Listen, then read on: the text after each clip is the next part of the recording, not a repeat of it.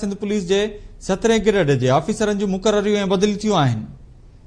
अवांखे ॿुधनि त कराची रेंज जे 32 DSPs जूं मुक़ररियूं ऐं बदिलियूं कयूं वियूं आहिनि। अब्दुल बाकी रिंद DSP इन्वेस्टिगेशन कोरंगी मुक़रर थियो आहे। अवांखे ॿुधनि त मुमताज़ मंगी DSP इन्वेस्टिगेशन मंगोपीर मुक़रर थियो आहे। नोटिफिकेशन जारी कयो वियो आहे।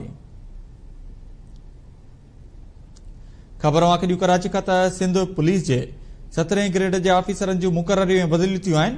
कराची रेंज जे 32 DSPs जूं मुक़ररियूं ऐं बदिलियूं कयूं वियूं आहिनि।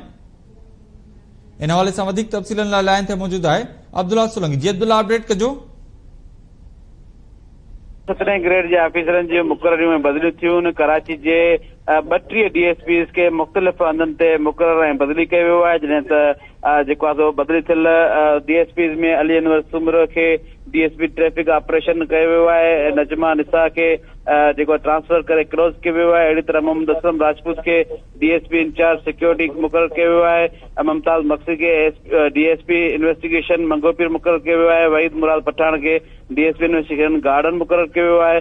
अहिड़ी तरह 32 पुलिस ऑफिसरनि जी मुक़ररियूं ऐं बदिलियूं कयूं वियूं आहिनि। जॾहिं त मां इहो वाज़े कंदो न त गुज़िरियल ॾींहं जेके मुख़्तलिफ़ लिस्टूं ठहियल हुयूं उन खां पोइ जेको आहे हिकु भेरो ॿीहर जेके लिस्टूं ठहियल हुन में काफ़ी चेंजिंग थियल आहे। जॾहिं त सरफराज़ अमन पेचूअ खे DSP कोर्ट पुलिस मुक़रर कयो वियो आहे। ही मुक़ररियूं ऐं बदिलियूं साइड पोस्ट आहिनि जेके थाणनि जे जेके ऑपरेशन पुलिस ऐं थाणनि जे जेके SDPO खां पोइ जेको आहे ही मुक़रर थियूं हुयूं। जी, वॾी महिरबानी अपडेट करण लाइ अब्दुल्ला सोलंकी।